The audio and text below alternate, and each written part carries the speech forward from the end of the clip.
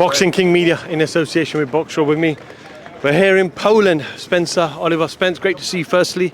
How are we keeping? Do you know what, Raz? Apart from when I just jumped up on this ring, because you know I'm not quite a small geezer, aren't I? And he's like, yeah, get up on the ring. Jumped up on the ring, pulled my tits a little bit there, mate. A little bit out of shape, maybe. But yeah, no, I'm good, man, I'm good. It's like, you know what, it's been brilliant over here in Poland. There's a real buzz about the place. You know, Ukrainian Independence Day tomorrow. There's a lot of Ukrainians in this area, 250,000, I think, and they appreciated seeing Alexander Usyk there. You know, it's going to be a mad night on Saturday night. The football stadium's only a stone throw away. There's going to be 43,000 people in there, and most of them are going to be Ukrainians. It's going to be emotional, it's going to be atmospheric, and it's going to be a very hostile. He's going to be going into the lion's den here, Daniel Dubois, and he's got to be prepared for that. I hope he is, because the only loss on his record when he boxed Joe Joyce, the occasion seemed to get to him. He saw the ring walk or whatever, but he says he's learned from that. It's made him grow as a fighter, grow as a person. And I went to see him actually in the dressing rooms backstage before he come out here.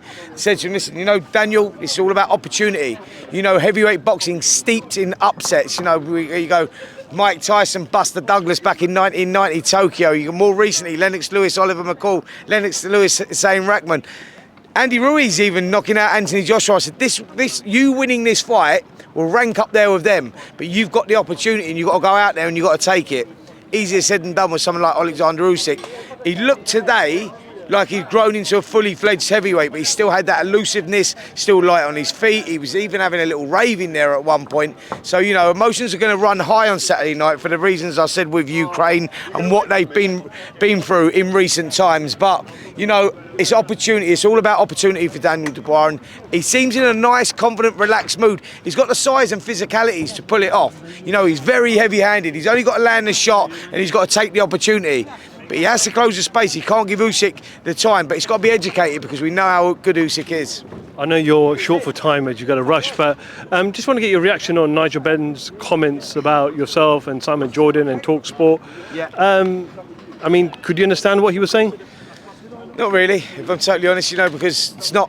He's saying what is he saying? What he say was, I forget what he called me, but it was not very nice, whatever it was. And smarmy. Oh yeah, that smarmy Spencer Oliver. It's like, listen, mate, it's not my fault. It's not my fault, mate. You know what I mean? TalkSport will give you the opportunity to come on and talk. You know, we're on there talking about the situation that Conor Benn's in. Excuse me.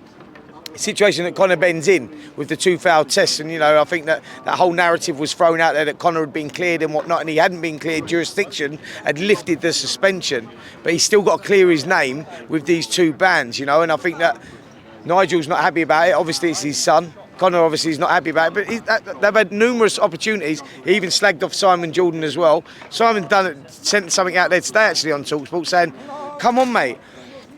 Excuse me.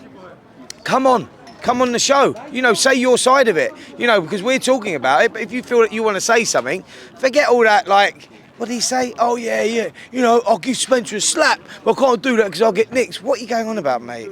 What are you going to, just being ridiculous, that is. You know what I mean? Come on, say your bit, mate, and let's have an adult conversation about it. Because that's where we're at right now. You know what I mean? It's like you can't just go and disappear and then just think that we're all haters and all against him. We're talking about boxing. You know, it's a gladiatorial sport. People get in there, people get injured, people even die in the ring. You know, and when people have been caught for performance-enhancing drugs, etc., etc., etc., it's no good. It's got to be talked about. We've got to clean the sport up, and that's all we're trying to do. You know, even, you know, and I think it's important that it's highlighted and talked about and recognised. And, you know, if someone is found guilty of something, they should be penalised, and there should be a sterner ban for it, because I think if there was a stronger ban for it, then I think less people would do it. But they're thinking, well, he's doing it. And, you know, so I'll take the chance because I might only get 6 months, I might only get a year. It's not good enough. You know what I mean? Like Derek Chisora had it, right? So give him a 10-year ban. They'll think twice about doing it then. But we're in a situation here where we go, you have to prove your innocence, Conor. And until you do that, mate, what are we meant to do? Just like hide away and go, oh, we can't do that because Conor Benn or Nigel's going to give me a slap.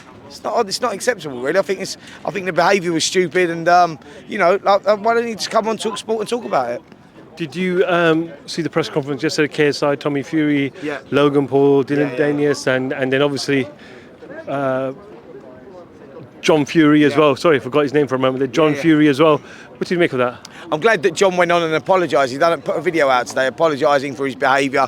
Emotions run wild. He said, listen, I'm only human. He showed the real side. We know what the Furies are all about. I'm glad that John done that because it was a little bit overboard, weren't acceptable. You know what I mean? Gives off a bad look on boxing, you know, because the demographic of the kids that watch these shows and they're YouTube heroes like KSI, Logan Paul and whatnot, they're younger kids. You know, they're looking to be inspired by their heroes, boxing being that umbrella. So we can't have that sort of behaviour going on. But John done the right thing by making that apology, which was good, mate. But I think that what they need to do is just rein it in a little bit. I get what they're doing, and I get that there's a whole new different demographic, younger audience, and it all is all about entertainment and whatnot. I totally understand it. I've got nothing against it. You know, I'm a fan for the whole YouTube boxing thing. I think it's great entertainment, but rein it in just a little bit. Do you know what I mean? It's got to, you know, there's a line you can't go over. And I think yesterday was steps over that. I think we've seen in recent times when Misfits boxing with the girls and, you know, getting their tits out in the ring and then both fighting and pulling each other's hair and all that.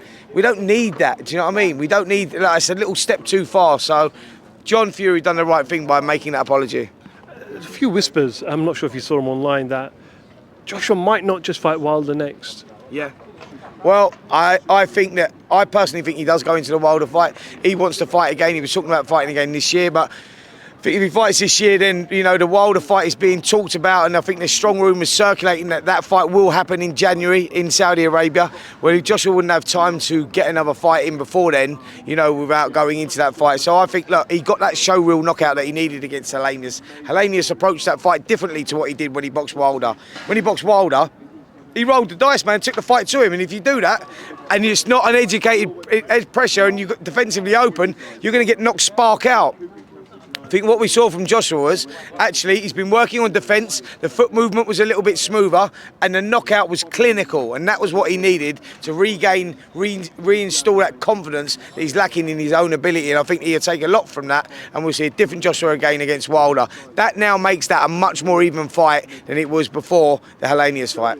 Eddie Hearn's comments on Frank Warren last week, I'm sure you heard him, where he called Frank a small hall promoter. Frank Smith went one further and he said he's a delusional old man. There's no need for insults like that. He's a Hall of Famer, Frank Warren. You know, look at the shows that he's put on over the years. I mean, there's no need for that sort of abuse, is there?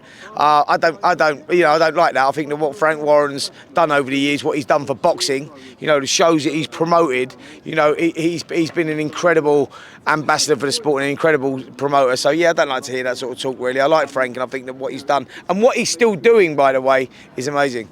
Spence, they want to take the ring off. You're sitting on the ring, so we've got to end this here. And I had to jump up and I have to jump back down as well. We'll catch you the presser tomorrow. Yeah, cheers, bro. Spence Oliver for Boxing King Media. Thank you.